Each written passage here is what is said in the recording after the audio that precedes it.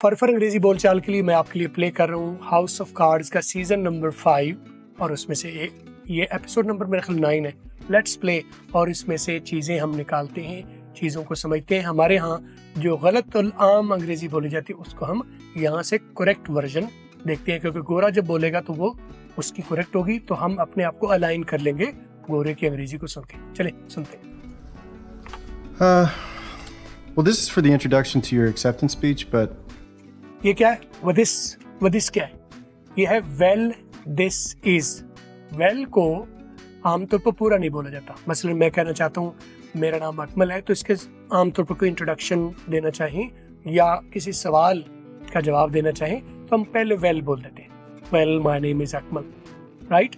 तो well this is वो बोल रहा है, तो वेल को आमतौर पर अगर तो स्लो लैंग्वेज बोली जा रही है तो वेल को पूरा बोल दिया जाता है, लेकिन अगर जो है वो फ्लुएंट लैंग्वेज बोली जा रही है तो फिर वेल को वो थोड़ा सा लिया जाता है और अगले लफ्ज के साथ मिला दिया जाता है। वेल, जैसे मैं कह रहा हूँ well my name is Akmal, तो woman names Akmal, woman names, तो वुमन नेम्स क्या हुआ आपको अक्सर सुनने को मिलेगा।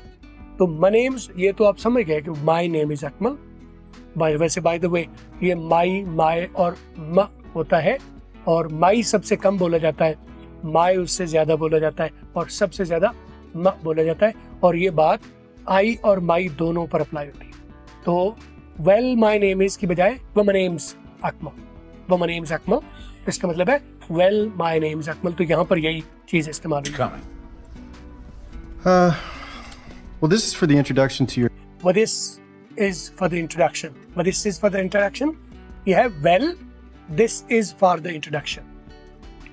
Well, this is for the introduction to your. शायद आपको उसने well पूरा ही बोला हो। Well, this is for the introduction.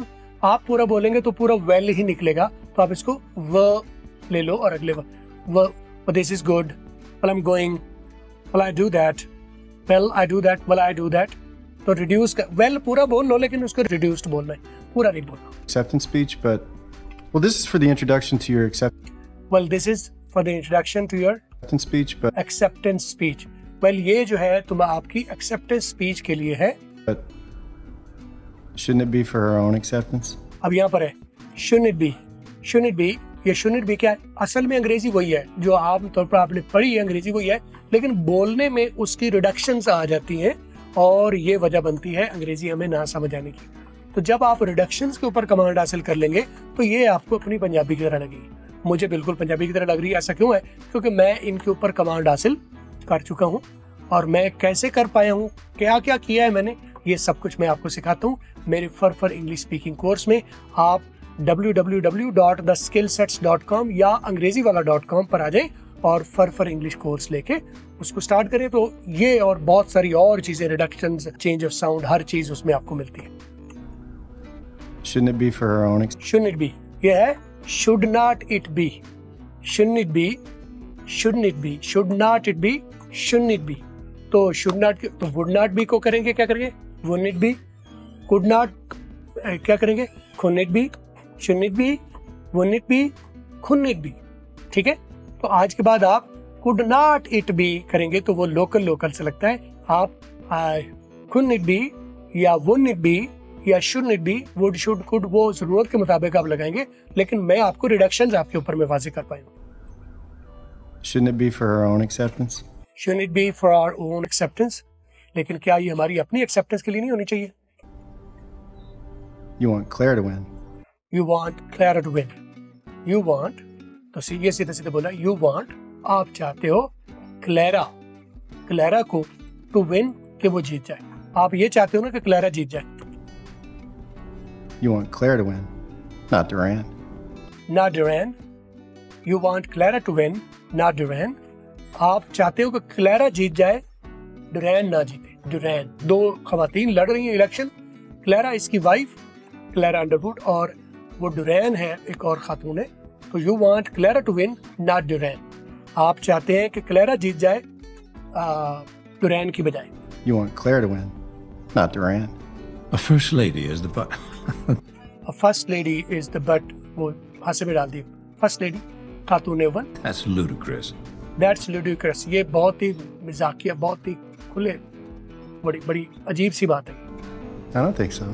I don't think so. ये आई डोंट थिंक सो, ये भी रिडक्शन है। I do not think so को आई डू नॉट को क्या किया है, आई डोंट थिंक सो। इसके पाकिस्तान में आई डोंट करते हैं तो उसने अरन कर दिया, अरन, डोंट लंबा नहीं किया।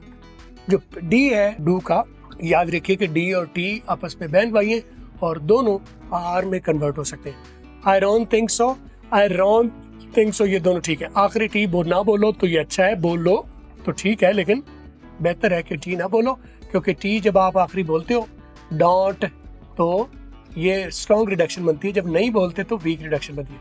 I don't think so, I don't think so, I don't think so, ये भी कर सकते हैं, गलत नहीं है, लेकिन I don't think so, I don't think so, It's ludicrous. I don't think so. I don't think so, मुझे ऐसा नहीं लगता, And I don't think you do either. And I don't think you do either, और मुझे लगता है कि आपको भी ऐसा नहीं लगता। ईदर, ये लफ्ज ईदर और आइदर में फर्क है। ईदर और आइदर दोनों ही सही है प्रोनाउंसिएशन, नीदर और नाइदर दोनों, जैसे नीदर और नाइदर, ईदर और आइदर, आइदर नाइदर या ईदर नीदर, ये दोनों ही ठीक है। ईदर भी ठीक है, आइदर भी ठीक है, नीदर भी ठीक है, नाइदर भी ठीक है। फर्क कहाँ पर है, ब्रिटिश वाले नाइदर बोलते हैं और अमेरिकन वाले नीदर बोलते हैं। ब्रिटिश वाले आइदर बोलते हैं, अमेरिकन वाले ईदर बोलते हैं। गलत दोनों नहीं है, दोनों ही अपनी जगह ठीक है। I don't think so. And I don't think you do either. And I don't think so, and I don't think so, and I don't think so, and I don't को and I don't, है ना, तो and पूरा नहीं बोला। बात वजह वही है, मैं बता रहा हूँ कि अंग्रेजी रिड्यूस करके बोली जाती है। अक्सर तौर पर आप कहते हैं कि अंग्रेजी समझ नहीं आती या अंग्रेज गलत बोलते हैं। अंग्रेजी नहीं, गलत नहीं बोलते, उनकी वो साहिब जुबान है, तो हम गलत हो सकते हैं, हर मुमकिन तरीके से हम गलत बोल सकते हैं, उनकी अपनी जुबान है, तो ये हम नहीं कह सकते। असल में वो रिड्यूस करके बोलते हैं और वीक रिडक्शन इस्तेमाल करते हैं, इसलिए उनकी जुबान हमें अजीब सी लगती है। तो आपको अडॉप्ट कौन से करनी, आपको मैं रेकमेंड करूंगा कि आप डायरेक्टली वीक रिडक्शन को अडॉप्ट करो।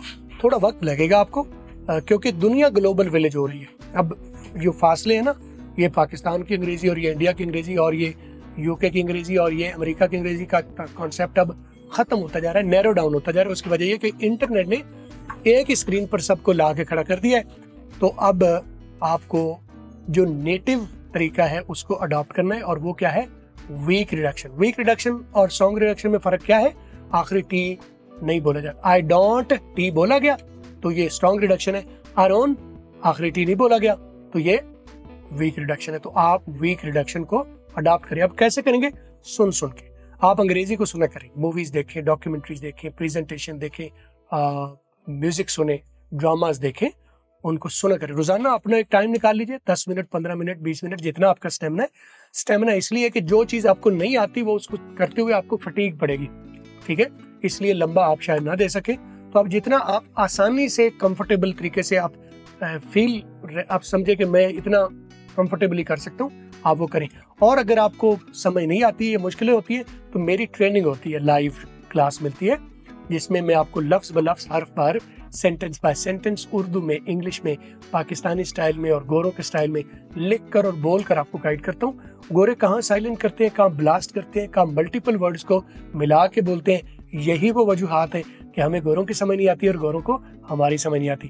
तो आप क्लास लेने के लिए मेरे व्हाट्सएप पर रब्ता करें, 030269242446, लफ्ज क्लास लिख के मेंशन कर दें, तो आपको मेरी टीम आपको सपोर्ट करेगी, आपकी बात सुनेगी। आपका छोटा सा हम टेस्ट ले लेंगे, आप अभी कहाँ पर खड़े हैं, और आपको रेलेवेंट क्लास में हम ले लेंगे। तो उसके बाद ये वाली जो अंग्रेजी आपके सामने बोली जा रही है, बिल्कुल आपको अपनी जुबान की तरह लगने लग जाएगी। याद रखिए कि स्पोकन इंग्लिश में पहले आप अच्छे लिसनर बनते हैं, और जितने अच्छे लिसनर बनेंगे, जिस स्टाइल के अच्छे लिसनर बनेंगे, उसी स्टाइल के आप अच्छे स्पीकर बनेंगे।